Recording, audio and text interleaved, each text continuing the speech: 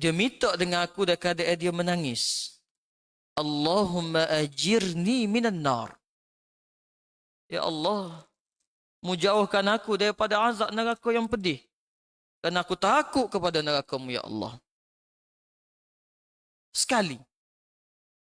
Dia bangun tengah malam, dia apa atas sejadah. Dia duduk atas sejadah, dia kata, Ya Allah, mujauhi aku daripada api neraka yang perih. Kerana aku takut, ya Allah. Sekali dia minta, aku, Allah, menjanjikan orang yang berdoa, aku akan makbulkan. Hari ni aku nak tunaikan apa yang aku ayat.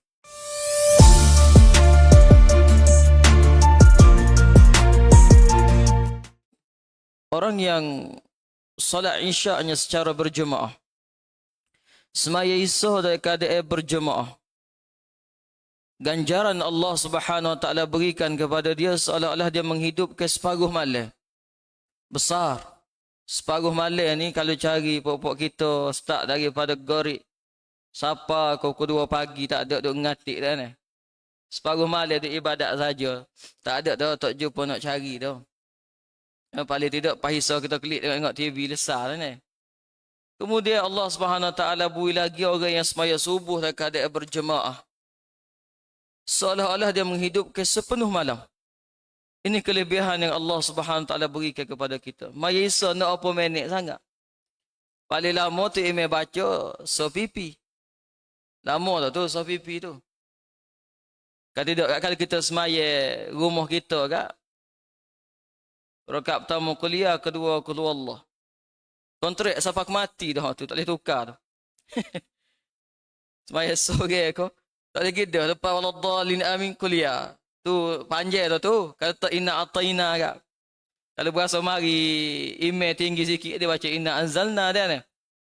Tu. Kelebihan kita semaya subuh berjemaah Allah Subhanahu Wa Taala beri kepada kita pahala seolah-olah kita menghidupkan sepenuh malam. Subhanallah, satu kelebihan yang besar. Tuan-tuan dimulakan oleh Allah Subhanahu Wa Taala, semoga kita istiqamah sehingga akhir hayat kita insya-Allah. Pagi ni Amo nak kongsi beberapa cerita untuk dijadikan kekuatan untuk kita. Pedoman untuk kita. Amo ingat kita hidup di dunia ini tuan-tuan tidak lama. Hidup dunia ini sementara sangat-sangat. Tuan-tuan cari hari ini orang yang umur 80 tahun, 90 tahun. Ataupun 100 tahun. Tuan-tuan pergi jumpa dia, tuan-tuan kata, ayah, ataupun mak, dalam 100 tahun mak hidup ni ataupun ayah hidup ni, cuba cerita kepada ambo pengalaman hidup. Dia pun kilah selo molek, gulung rokok daun dia kata, awek, aku dulu beranak sekian, kemudian dibesarkan sekian, kemudian pergi kerja, kemudian bini belaki boleh anak kerja, pergi mari-mari. Sehinggalah lah ni tua umur sekian. Dia cerita umur dia 100 tahun tu, kayak paling lama berapa jam dia cerita kita? 2 jam habis. Pengalaman hidup dia 100 tahun atas muka bumi ni, dia cerita kita 2 jam, paling lama 3 jam, habis modal. Ada oleh orang tula, cucu pun malah dengar tu. Dunia ini singkat. Tetapi bila kita bicara tentang akhirat, kita bicara tentang ukhrawi, bicara hidup selepas mati, daripada masjid tepi sungai ni kecil sehingga besar sekarang ni, tak pernah habis kecek berkenaan akhirat. Apa? Kerana perjalanannya begitu panjang. Tawil. Sangat panjang. Kecek dunia 2-3 jam habis. Tapi kita kecek berkenaan dengan akhirat daripada masjid kita ni sekecil-kecil masjid sehingganya jadi besar sekarang ni. Bermula hari buat masjid kita kecek pasal akhirat sampai ke pagi ni tak pernah habis. Kerana dia perjalanan yang begitu panjang. Oleh kerana perjalanan yang begitu panjang, kita perlu persiapkan diri kita untuk kita berjalan jauh. Kita kena persiapkan sebelum lagi kita mati. Bagaimana untuk kita menghadapi kematian? Kematian yang baik, yang dicemburui oleh semua orang. Kamu ingat tuan-tuan, satu lecturer di Tunisia, mungkin tuan-tuan pernah dengar oleh YouTube atau mana-mana cerita, tapi ambo dengar daripada mulut dia sendiri semasa dia pergi buat lawatan ke Universiti Al-Azhar Mesir. Dia cerita satu cerita yang menarik. Mungkin tuan-tuan pernah dengar sebab banyak ada YouTube. Tapi hamba nak ulai balik pagi ni. Hamba dengar secara live dia cerita. Pada tahun 2015 dia cerita ni kamu. Lagu mana satu kisah yang menarik. Profesor Dr. Abdul Fattah Muru nama dia. Abdul Fattah Muru ni tuan-tuan. Dia seorang penceramah hebat. Satu minat dia, sehari ceramah, malam ceramah masjid, ceramah universiti. Tapi ada satu yang dia minat buat. Dia suka jalan di lorong-lorong gelap. Dia suka pergi kelab malam. Dia suka pergi pasar malam. Dia suka pergi kedai kopi. Semata-mata nak ajak orang pergi ke masjid. Semata-mata nak ajak orang pergi ke masjid.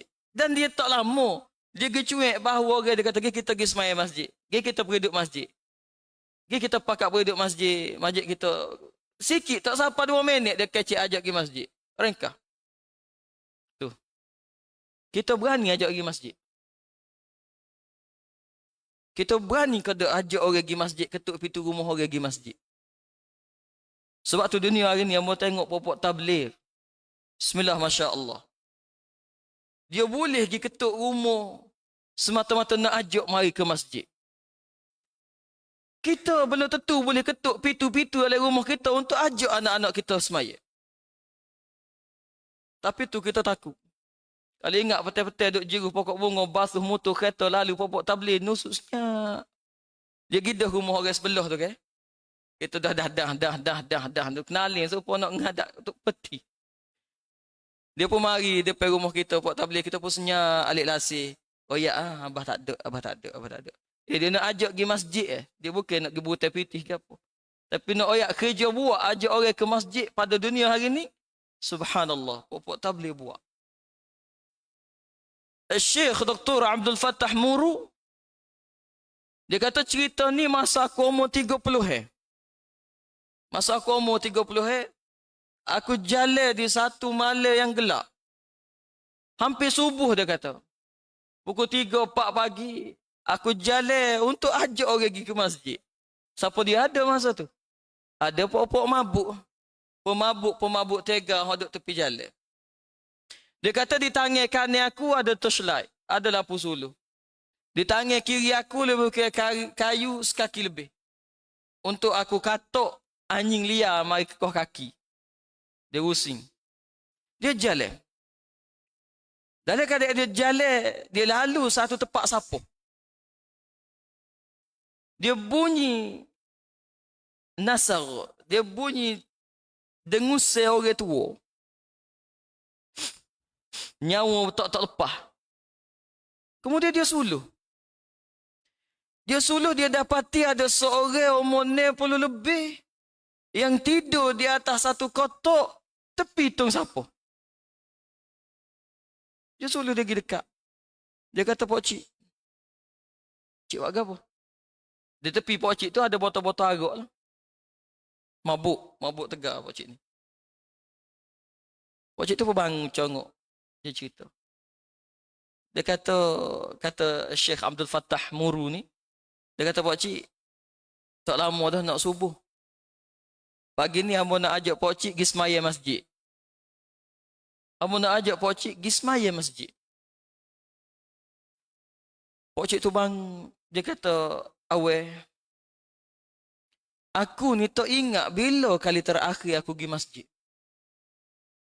Aku tak ingat bila kali terakhir aku pergi masjid. Lama dah aku tak pergi masjid. Tapi dalam hati aku ni, dia sebut, ni Syekh Abdul Fattah cerita. Dalam hati aku ini, aku mengharapkan Allah Subhanahu Wa Taala terima lagi aku, dia kata. Aku nak pergi masjid, tapi aku takut orang hina, orang cerca, kerana orang tahu aku ni mabuk. Tapi setiap kali aku fikir, aku mengharapkan Allah terima aku ini. Tak apalah dia mau ajak aku nak pergi. Mungkin nak pimpin aku nak pergi masjid pagi ni. Syekh Abdul Fattah Muru bawa dia. Siapa dalam masjid? Tu orang mabuk. Apabila bertahun-tahun dia minum, akhir sekali bau daripada peluh dia apa busuk. Busuk, orang minum arak ni busuk. Bulu rama dia ni, kalau peluh waktu tubik peluh hak busuk. Asal sebati ada tubuh dia. Dia masuk oleh masjid, orang dia tunggu nak sembahyang subuh ramai tu. Kalau kita pergi masjid negara Arab, dia ada kursi belakang. Orang-orang tua bawa tukar. Dia masuk masjid, semua orang bangun. Mabuk ni masuk masjid, semua orang bangun. Orang start geger. Dia kata, apa masuk masjid, kadang busuk lagu ni, mu tak layak masuk masjid, tubik lah tubik. Tak selesa kami nak ibadat. Oh ni sehingga ke, Syekh Abdul Fattah Muru cerita, kawan boleh kelah. Pocik-pocik orang atas kursi tu, molek-molek akak kursi nak katok. Akak kursi nak katok, orang tu ambil tukar nak katok, orang tu nak pergi subuh, orang tu nak pergi. Sehingga ke Syekh Abdul Fattah Muru peluk. Dia kata, jangan-jangan aku awak mari dia ke masjid. Bila geger keadaan lagu tu, tiba-tiba Al-Fadhil tua imam tu bik. Tu imam kata, apa dia geger? Al-Syekh Salih, nama tu imam tu Salih. Dia kata, apa dia geger? Tu masuk mabuk oleh masjid, tolonglah tu imam suruh dia tu bik klik semaya rumah, kami tak tahan busuk. Tu imam pergi dekat. Tu imam juga manusia. Imam kata, apa dia bau busuk gini mau ni? Syekh Abdul Fattah Muru kata, dia nak gantung kaki tu imam. Dia kata, tolonglah tu imam, kali ni aku betul-betul nak mari semaya masjid. Aku nak semaya masjid. Aku nak semaya berjemaah. Tu imam pegang bahu dia. Tu imam kata, Pakcik, abang, kelik dulu, mandi bersih. Pakai hok comel, pakai hok tak bau, tubuh bersih. Lepas mari semaya masjid, tak ada masalah. Dia marah, dia kata, tak sih, aku nak semaya subuh ni, aku nak semaya masjid. Tak tahu aku boleh mari kodok lepas ni aku kelik. Ni aku perlu duduk masjid dah, tolonglah buat aku semaya. Sehingga ke Syekh Abdul Fattah Muru merayu pada tu imam tadi, izinkan dia semaya masjid tapi jauh daripada orang. Nah, dia semaya tu. Dia semaya ujung saf. Ujung, orang semua tak puas hati. Barangkali semaya subuh hari tu orang tak puas hati ni bukan khusyuk, tapi duk supuh ke dia oleh hati. Semaya rakaat pertama, rakaat yang kedua, bui salam. Assalamualaikum warahmatullahi, Assalamualaikum warahmatullahi. Dia orang ujung sekali tu, tak bangun-bangun daripada sujud. Sehingga dah orang belakang ni kata, kelih tu, mari orang mabuk, orang semaya kita tidur. Kelih tu, tak bangun-bangun lagi tu. Orang pakat duk kecil. Syekh Abdul Fattah Murugi. Gosok belakang dia. Syekh Abdul Fattah Muru paling kepada orang ramai. Paling kepada orang yang ada di masjid. Dia kata, mat. Dia paling ke orang ramai. Dia kata dia tak bangun tadi. Mati, dia kata. Si pemabuk tu mati. Tu imam ada atas tikas jadah bangun teriuk. Syekh Abdul Fattah Muru kata, aku tak pernah dengar orang tua teriuk sampai setara tu. Tu imam. Sehingga tu imam kata, mula hayah aku. Tu imam sebut. Tu imam di masjid ni lebih daripada 40 tahun. Mula pok aku ni tu imam kata, masjid ni 40 tahun dah dia tu imam. Demi Allah, aku mendengar setiap kali dia berdoa, ya Allah, mematikan aku dalam keadaan aku semaya. Mematikan aku dalam keadaan aku sujud kepadamu, ya Allah. Tapi dia kata, akhir sekali pun aku mati atas katil, tak mati pada keadaan semaya. Aku hampir 20 tahun semaya masjid ni, setiap kali aku doa pada Allah, semoga aku mati dalam semaya. Tapi belum tentu aku boleh mati dalam semaya. Dia berapa lama tak mari masjid. Hari tu dia rasa betul-betul kembali kepada Allah Subhanahu Wa Taala. Allah memilih dia untuk mengakhiri kehidupan dunia dengan kehidupan yang baik. Dengan pengakhiran yang baik. Husnul khatimah. Husnul khatimah. Sebab tu tuan-tuan, antara benda yang diimpikan oleh para salafus salih, mengakhiri kehidupan kita dengan pengakhiran yang baik. Tak kira kita hidup 60 tahun, 70 tahun, kita nak akhiri kehidupan kita dengan tak boleh menyebut la ilaha illallah. Takkanlah kita nak mengakhiri kehidupan kita dengan pengakhiran yang kita tiada persediaan untuk menghadap Allah Subhanahu wa taala. Dia sebut kepada Allah Fatah Muru, mula hak mati tu. Dia kata, aku mengharapkan Allah memandai diri aku ini. Betul. Sikap kita sebagai seorang Muslim dengan Allah Subhanahu wa taala, qul ya ibadiyalladzina asrafu ala anfusihim la taqnatu min rahmatillah. Kadang-kadang kan kita mari dalam jiwa kita. Kita kata, ya Allah, dengan masa muda aku dulu, kerja buat aku dulu jahatnya, nakalnya aku, mu pandai kau dok diri aku ni. Tahu mu terima kau dok doa aku baca ni, ya Allah. Kadang aku tak ketiga satu aku dengan masa lalu aku ni, hitanya, jahatnya, mu terima kau dok. Allah menyebut kepada orang yang lagu ni, qul ya ibadiyalladzina asrafu ala anfusihim la taqnatu min rahmatillah. Tolong royak kepada hamba aku yang mana putus asa. Putus asa dengan rahmat Allah, putus asa dengan nak kembali kepada Allah, putus asa dengan doa. La taqnatu min rahmatillah. Jangan putus asa dengan rahmat Allah Subhanahu wa taala. Allah Subhanahu wa taala setiap detik menunggu setiap hamba-Nya untuk kembali kepadanya. Tak ada masa Allah Taala tak tunggu hamba dia untuk kembali kepada dia. Inna Allah yabsutu yadahu bil-lail limusi'in nahar. Inna Allah yabsutu yadahu bin-nahar limusi'il lail. Allah Subhanahu wa taala pada setiap malam membuka pintu keampunan seluas-luasnya bagi mereka yang melakukan kesalahan pada siang hari. Dan pada siang hari Allah Taala membuka pintu keampunan seluas-luasnya bagi mereka yang melakukan maksiat pada waktu malam. Tak ada puya Allah Taala tak menanti, tak menunggu kita bertaubat kepada Allah Subhanahu wa taala. Allah memilih si pemabuk tadi untuk mengakhiri kehidupan dia dengan pengakhiran yang baik. Kita kena minta dengan Allah SWT, semoga kita diakhiri kehidupan kita dengan baik. Kita boleh menyebut la ilaha illallah munzus saghir. Kita sebut la ilaha illallah daripada kecil. Sehingga kemak kita mendodoi kita dari buaya dengan menyebut la ilaha illallah. Dia mengajar kita kalimah la ilaha illallah. Sehingga kita dewasa, sehingga kita tua, besar tua, kita menyebut la ilaha illallah. Pernah tak kita terlintah untuk menyebut la ilaha illallah ini ketika mana kita menghadapi sakaratul maut? Pengakhiran yang baik itu satu kehidupan yang baik untuk kita sepah daripada kematian. Betul. Dunia ini kita nak kepada ketenangan jiwa. Ketenangan jiwa itu penting untuk kita. Tapi kesilapan kita, kita memikirkan senang itu tenang. Senang itu tenang. Kita fikir hidup senang itu membawa ketenangan. Tak. Laisa al-ghina ghina al-'arab, walakin al-ghina ghina an-nafs. Nabi sebut, tidaklah kaya itu pada kedudukannya tinggi, pada hartanya banyak, pada pangkatnya besar. Walakin al-ghina ghina an-nafs. Akan tetapi kekayaan yang sebenar, kekayaan pada jiwa kita.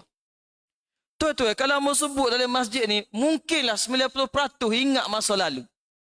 Kita ingat duduk di mula rumah gemulah tok kita ataupun mak kita. Tuan-tuan ingat. Duduk di rumah mula tok kita ataupun mula ayah kita. Tuan-tuan ingat rumah dia lagu mana mula? Nak mandi, kena tubik ke pintu dapur, pergi mandi luar. Di telaga. Mungkin tuan-tuan ada pengalaman. Buka pintu dapur, bawa pelita air, kau mana kau pergi mandi di jemurah luar. Kara air telaga pagi hari. Masa tu kita fikir, kalulah ada rumah besar, tandah dalam rumah, kalulah ada kehidupan bilik, selesa tandah dalam bilik, sedaknya lah tak kena susah-susah pagi pergi mandi di jemurah. Tuan-tuan ingat, mula ayah kita atau putuk kita, pukul berapa dia bangun pagi? 4:30 dia bangun dah. Duk gotek wasabih dia ataupun duk atas tikas jadah, duk La ilaha illallah. Kita tahu, mula tok kita ayah kita bukanlah semua alim. Tapi mereka sebelum subuh boleh dah ngada Allah Subhanahu Wa Taala. Kita kata Allah, masa tu susah kita rasa kan susah tu kan. Sukanya kalau ada tanda dalam rumah ke apa. Kita seka masa tu. Tapi tak. Kita dapat gapo kita seka dunia hari ni. Kita boleh dalam rumah kita tu ada tanda. Bahkan kita boleh dalam bilik kita tu ada tandas. Kita mudah tubik tandas tu terus ambil kain sarung pakai dengan lapu cerah. Tapi belum tentu kita boleh bangun supaya mana orang tua kita bangun tahajud dulu. Karena kita letak kesenangan itu ketenangan. Tak. Walakinnal ghina ghina nafs. Akan tetapi ketenangan yang sebenar, kekayaan yang sebenar berada pada jiwa kita. Jiwa kita tuan-tuan. Kita sanggup duduk di rumah besar. Lenonya tidur. Kadang-kadang rumah nak utuh biasa papai tu. Waktu pagi boleh bangun tahajud pada Allah SWT. Tuan-tuan, berapa ramai orang kaya nak tidur malam kena makan ubat untuk negara. Berapa ramai orang kaya yang duduk di rumah besar kena makan ubat untuk mendapatkan ketenangan. Berapa ramai orang kaya tetapi dalam sebulan boleh tentu boleh makan dengan keluarganya duduk semeja. Tapi kita yang biasa-biasa, waktu subuh kita boleh mari masjid. Waktu duha kita boleh semaya 2 rakaat. Waktu loraknya tengah hari kita boleh berada di belakang tu imam. Itulah kekayaan yang sebenarnya. Satu orang kaya di negara Kuwait. Orang kaya. Lebih 15 tahun tidur atas pitih. Cerita tu biar alias surat khabar tu. Seorang penceramah sehogi ke negara dia. Orang kaya ni kata, aku kena pitah penceramah ni. Aku nak kecek dengan dia walaupun 5 minit. Dia bawa kereta pagi tengok jadual syekh tu. Dia tengok jadual alias surat khabar. Dia pitah syekh tu lepas syekh tu kuliah subuh. Dia jumpa syekh tu di satu kedai makan yang biasa tepi jalan. Dia parking kereta dia semua gelikung kerana orang tahu dia kaya.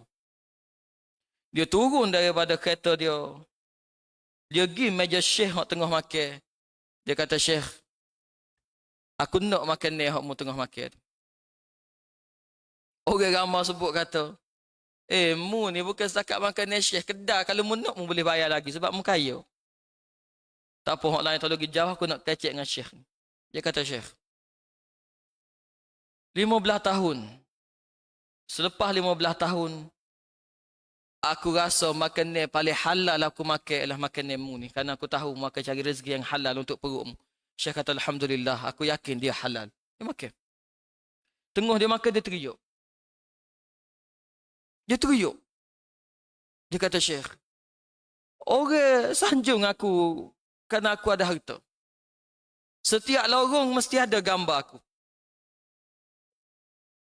Dia kata, syekh, aku nak ayat kamu hari ni.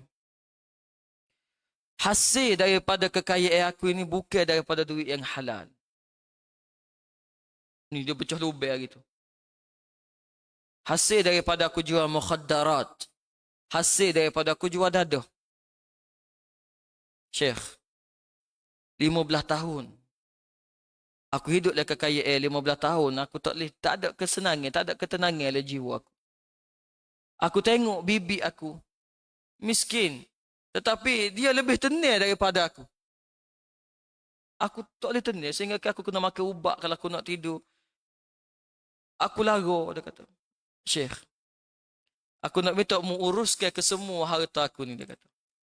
Semua harta aku ni mu kena uruskan. Mungkin bersih lah gana-gana pun. Syekh ni ambil harta dia, bawa pergi ke satu pertubuhan di Mekah untuk bersihkan piti tu. Buatlah cara dia lagu mana pun. Kemudian dia kata, syekh, aku nak minta denganmu jangan tinggal aku. Mu kena terbiah diri aku. Syekh kata, aku tak boleh. Cuma aku nak bawa mu pergi hijau. Aku nak bawa mu pergi hijau sebagai tukar sapu dalam Masjid Al-Haram, Mekah. Jadi tok siuk. Daripada gaji sehari-hari berjuta dia boleh, tiba-tiba kena kerja Tok Siok. Tuan-tuan tahu gaji pekerja Masjid Haram berapa? Dia ada dua pesen, kan? Baju ijazah, baju kokoso. Tuan-tuan, hok baju hijau tu, gaji dia 780 rial. Lebih kurang 1000 kita. Amo rasa dengan Tok Siok kita, tinggi gaji Tok Siok kita lagi. Rasmi. Gibo tanya lah, amo baru tanya minggu lepas.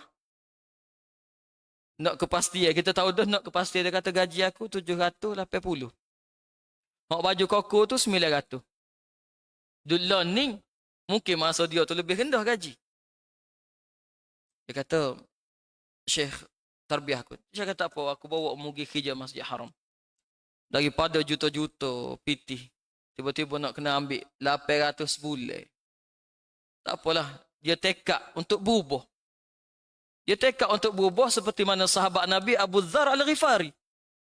Abu Dzar Al-Ghifari sebelum dia masuk Islam, dia orang kaya. Abu Dzar Al-Ghifari dia sebelum masuk Islam, dia orang kaya. Tak ada lah orang gelar dia dengan kayanya Abu Dzar.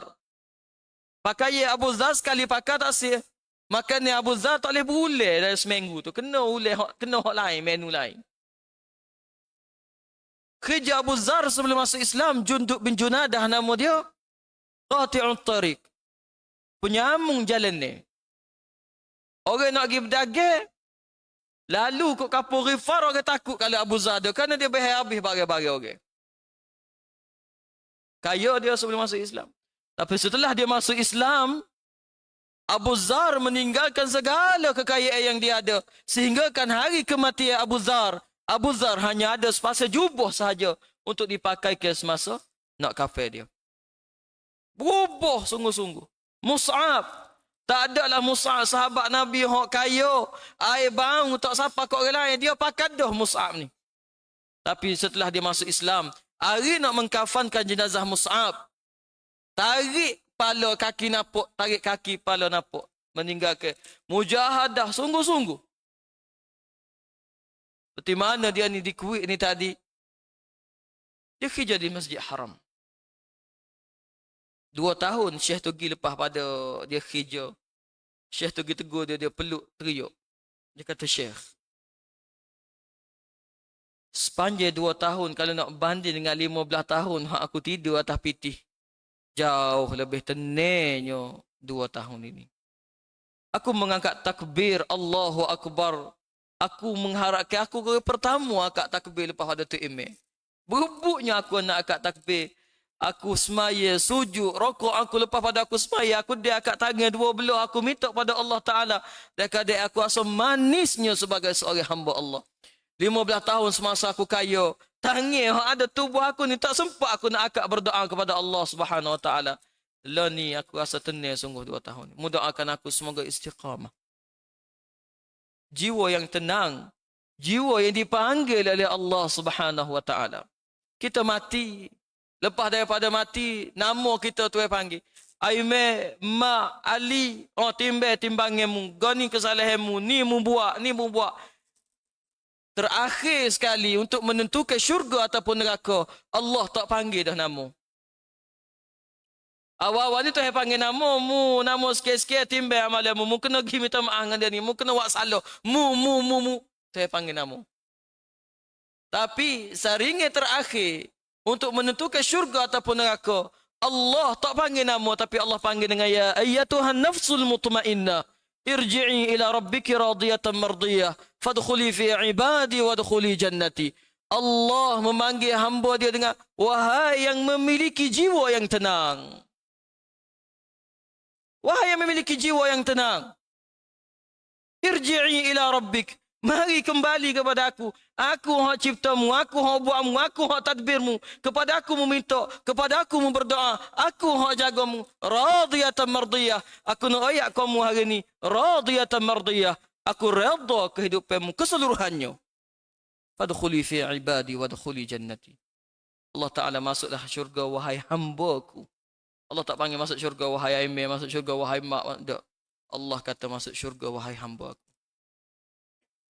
Di mana kita di masa Allah SWT panggil, wahai hamba-hambaku yang tenang. Ya ayyatuhan nafsul mutmainnah. Panggilan terakhir ni kita mengharapkan daripada Allah Subhanahu Wa Taala. Ya ayyatuhan nafsul mutmainnah, wahai yang memiliki jiwa yang tenang. Sebab kalau kita baca surah Hud, kita baca surah Al-Waqi'ah, kita baca surah Mursalati Urfa, kita baca Amma Yatasaalun, Iza Syamsu Kuwirat. Cerita ni takut di akhirat esok tu dia jadi huru-hara. Huru-hara. Tapi bila kita dipanggil oleh Allah Ta'ala dengan wahai jiwa yang tenang, faqad faz, kita berjaya. Tapi kalau masa tu kita di kalangan orang, Quran sebut, selisih bahu dengan mak kita, kita tak kenal. Wa ummi. Selisih bahu dengan mak kita yang mengandungkan kita, melahirkan kita, membesarkan kita, menyusukan kita, mengajar kita bicara. Tapi akhirat esok selisih dengan mak kita, kita tak kenal. Wa abi, selisih dengan pok kita, kita tak kenal tu pok kita yang jaga kita selama ni. Wa sahibati, selisih bahu dengan sahabat kita, mari dia semaya sekali. Tak kenal siapa. Tu paruk tu. Tapi kalau kita boleh duduk bawah bayangan arash Allah Subhanahu Wa Taala, kita dikumpulkan kembali bersama keluarga kita, kita berjaya. Hanya menanti masa Tuhan panggil, ya ayyatuhan nafsul mutmainnah, wahai yang memiliki jiwa yang tenang. Jiwa tenang ni dia mendorong kita untuk beribadat lebih khusyuk pada Allah Subhanahu Wa Taala. Tapi kalau jiwa kita tak tenang, duduklah mana-mana pun, kita tak akan dapat ibadat dengan selesa. Kita mari masjid, kita bawa jiwa kita yang tenang. Karena kita tahu yauma la yanfa'u malun wala banun illa man atallaha biqalbin salim. Karena kita tahu di hari akhirat esok-esok tidak ada manfaat kepada kita, kedudukan kita, harta kita, anak-anak kita. Tapi yang beri manfaat kepada kita, kita bawa hati kita yang sejahtera. Bawa hati kita yang taqwa kepada Allah Subhanahu Wa Taala. Tuan-tuan, aku nak cerita pagi ni, dua cerita ni bagi hamba besar untuk motivasi hidup kita. Cerita yang pertama, hamba cerita tadi, supaya kita mengimpikan pengakhiran yang baik untuk kehidupan kita. Kita hidup 60 tahun, 70 tahun. Kita mengakhiri kehidupan kita 3 minit sakaratul maut, mari ambil kita. Kita ada persiapan yang gitu. Kita ada persiapan yang kemas. Gi depan sikit lagi kita tahu lagu-lagu mana pora sipek kita kubur. Saya setara mana anak bini kita dia tak akan sipek rumah. Dia gi sipek kita kubur. Kubur ni satu fitnah yang besar kalau kita tak ada persediaan. Nah, kita tahu bahawasanya baca tabarakalladzi biadihil mulku wa huwa ala kulli syai'in qadir jauh daripada siksa kubur. Tapi berapa orang boleh baca tabarakalladzi biadihil mulku? Padahal untuk diri kita. Kita tahu dalam keadaan zalam, dalam keadaan gelapnya kubur, tahajud boleh mencerahkan kubur. Tapi berapa orang boleh hakak takbir Allahu Akbar di bawah cahaya lampu, bawah ekon rumah kita. Semata-mata kita nak mohon supaya kubur kita dicerahkan oleh Allah Subhanahu Wa Taala. Tama-tama kita dah masuk umur 50, 60 tahun, 70 tahun. Saatnya kita buat betul-betul persiapan untuk kembali kepada Allah Subhanahu Wa Taala. Jangan akhiri kehidupan kita dengan kehidupan yang tak sepatutnya. Lama kita hidup, tapi untuk tepuh 3 minit sakaratul maut, biar ada persiapan yang begitu comel. Yang kedua, saya nak sebut jiwa. Ketenangan jiwa ni sangat penting, tuan-tuan. Biar kita mengimpikan kita ni dipanggil oleh Allah Subhanahu Wa Taala, wahai yang memiliki jiwa yang tenang. Maknanya kita tak serabut akhirat esok-esok. Berada bawah bayangan arash. Sehinggalah bila Tuhan panggil kita untuk masuk syurga, meninggalkan arash yang besar tadi, kita kata, ada lagi ke tempat lebih special daripada arash? Duduk di arash Allah, makhluk yang paling besar. Min tahtihal anhar. Arash jadi ke bawah arash tadi ada air yang mengalir. Hebat besar arash Allah Subhanahu Wa Taala. Bila saat masuk syurga kita tanya, ada lagi ke tempat lebih istimewa daripada arash ini? Semoga kita menjadi orang yang Nabi sebut 7 golongan yang boleh duduk bawah bayangan arash Allah Subhanahu Wa Taala. Terus kita berusaha, kerana dunia ini tak pernah mengajar kita terlambat. Islam tak pernah mengajar kita terlambat. Tua dah, tak boleh dah nak baca Quran, nak kata. Tak. Islam tak pernah ajar kita terlambat. Bahkan Islam memberi peluang kepada kita seluas-luasnya untuk kita kembali kepada Allah. Kita tahu kita lemah. Kita tahu kita tak banyak ibadat. Tapi biar hubungan kita dengan Allah Subhanahu Wa Taala hubungan yang baik. Dalam hadis yang diriwayatkan daripada Imam Bukhari, Allah Subhanahu Wa Taala ambil orang nak masuk neraka. Tuhan nak masuk di ahli syurga. Malaikat akak. Malaikat kata, ya Allah, dia ni tak layak masuk syurga. Dunia mula dia tak kerti ke satu. Quran, bobo boleh baca. Semaya bel, gitulah. Sedekah derma tak ada lah mana. Kalau dia ni nakal dunia mula, dia tak layak berada di syurga. Allah Subhanahu Wa Taala sebut, sesungguhnya hamba aku ni, sekali dia minta dengan aku dan keadaan dia menangis. Allahumma ajirni minan nar. Ya Allah, mujauhkan aku daripada azab neraka yang pedih. Kerana aku takut kepada neraka-Mu, ya Allah. Sekali.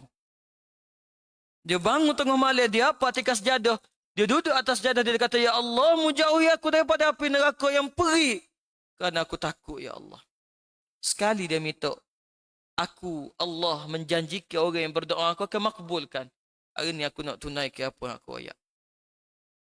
Itu baru betul. Kita tahu kelemahan diri kita. Kita tahu kelemahan diri kita, semaya pun tak rajinlah mana, puasa sunat tak rajinlah mana. Ada mungkinlah orang yang puasa sunat, puasa ngelah boleh puasa baru ni, patut temu dengan sunat saya rabuk nak lagi. Nak bangun semaya malam. Barangkali minggu ni tak ada saya rabuk lagi. Bulan ni mungkin tak ada sekali rabuk lagi. Lepas raya tak ada sekali rabuk lagi. Kerana kita tahu kelemahan diri kita masing-masing. Tapi kita takut pada Allah, kita apa sejadah kita di saat orang lain tidur, kita kata, ya Allah, dalam lemahnya diri aku ni, aku minta kepadamu, ya Allah, jauhi aku daripada api neraka. Mata kita, kita tahu bila ngelah kita takut pada Allah SWT, kita teriak. Kita tanya diri kita, mata yang ada tubuh kita ni, hey, bila ngelah mu titik air mata kerana takut pada Allah SWT. Tanya diri kita, bila ngelah matamu teriak kerana takut pada Allah SWT. Seorang lelaki tadi, Allah Ta'ala menyelamatkan dia daripada neraka. Dia minta sekali, ya Allah, selamatkan aku daripada neraka kerana azab neraka itu sangat pedih. Kita banyak kelemahan. Banyak tuan-tuan. Buku Quran nak baca, tak apa, nak gagah. Semaya, kalau tu email panjang sikit, boleh nyakit. Tu email baca panjang, cakap nak komplain tu email. Kita berkira-kira dengan ibadat. Kita tahu kelemahan kita. Tapi biar ada masa untuk kita sebut pada Allah, kita takut ke dia. Biar kita ada masa sebut pada Allah, kita takut untuk menghadapi neraka dia. Itulah berjaya kehidupan kita. Hadis sahih yang diriwayatkan daripada Imam Bukhari, seorang lelaki itu yang selamatkan daripada neraka. Kerana sekali ada dia teriak, minta, ya Allah, selamatkanlah aku daripada neraka. Jadi tuan-tuan dirahmati Allah SWT, yang pertamanya biar kita mengimpikan dengan kematian yang baik. Yang kedua, jiwa kita, hiasilah jantung jiwa kita dengan jiwa yang tenang. Kerana jiwa yang tenang ini bawa kepada banyak kebaikan. Inna fil jasadi mudghah. Idza salahat salahal jasadu kulluhu wa idza fasadat fasadal jasadu kulluhu. Dalam setiap diri manusia, ambo tua-tua, setiap seorang ada segumpal darah. Kita dengar hadis ni lama. Kalau darah tak ada itu comel, darah tak sebut duk mana, di kepala kau, di perut kau, di tubuh, di tangan kau, tapi setiap manusia ada segumpal darah. Wa iza salahat salahat jasadu kullu. Kalau darah tak ada itu comel, Nabi sebut. Akan comel akhlaknya, akan comel peribadinya, budi bicaranya, akhlaknya, perangannya, hatinya, akan comel segala-galanya. Wa iza fasadat fasadat jasadu kullu. Kalau segumpal darah tak ada itu kotor, cemar, busung, hitam, fasadal jasad kullu. Akan semua jadi buruk. Akhlaknya buruk. Perangannya buruk. Keciknya buruk. Tak boleh seleh sikit. Baking tak tepat. Ile anak koci ale rumah ya tuan-tuan. Cari anak koci tak jumpa. Allahnya marah habis supaya nak kiamat dunia. Mamu letak manu, mamu letak kosi cakap nyepe, paltok kosi bagi aku. Kita selang kepada isteri kita. Tapi kalau jiwa tu comel, anak kecil, bicik, mari kita pakat cari anak kecil tak sini. Kita pakat cari molek. Penuh dengan keamanan. Penuh dengan keamanan. Ala wahiyal qalb. Ketahuilah segumpal darah tadi. Jantung jiwa kita. Kalau jiwa kita tenang, comel segala perbuatan kita. Tapi kalau jiwa kita huru-hara, dengan diri kita pun kita baloh. Ya? Saja mau nak sebut pagi ni, kita sama-sama impikan dengan pengakhiran yang baik. Semoga lidah kita ini boleh menyebut la ilaha illallah ketika mana sakaratul maut mari. Dan yang keduanya, kita cuba sedaya upaya untuk mendapatkan ketenangan pada jiwa kita.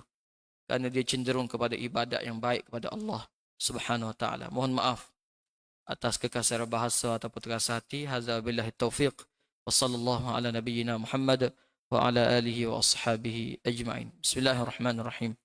Alhamdulillahi rabbil alamin wassalatu wassalamu ala asyrafil anbiya'i wal mursalin wa ala alihi wa sahbihi ajma'in.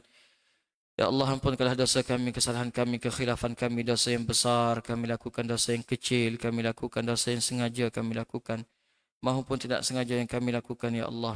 Ampunkanlah kesemuanya, ya Allah. Ampunkanlah dosa ahli keluarga kami, isteri kami, suami kami, anak-anak kami, adik-beradik kami, ibu dan ayah kami. Kau ampunkan kesemuanya, ya Allah. Ya Allah, ya Rahman, ya Rahim. Untuk ibu dan ayah kami, andai kata mereka masih ada di dunia ini, rahmatilah mereka. Sayangilah mereka, pandanglah mereka dengan pandangan kasih sayangmu, ya Allah. Jauhilah mereka daripada segala malapetaka dan sembuhkanlah mereka daripada segala jenis penyakit, ya Allah. Untuk ibu dan ayah kami yang telah pergi meninggalkan kami, jadikanlah kubur mereka taman daripada taman syurgamu, ya Allah. Ya Allah, Engkau satukan kami, keluarga kami, ibu dan ayah kami di syurgamu nanti, ya Allah. Ya Allah, andai kata di antara kami pada pagi ini yang sakit, maka Engkau berikanlah kesembuhan pada penyakit kami, ya Allah.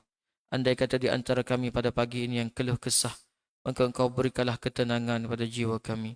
Rabbana atina fid dunya hasanah wa fil akhirati hasanah wa qina azaban nar. Wa sallallahu ala nabiyyina Muhammad wa ala alihi wa sahbihi ajma'in. Walhamdulillahi rabbil alamin. Wallahu a'lam. Wassalamualaikum warahmatullahi wabarakatuh.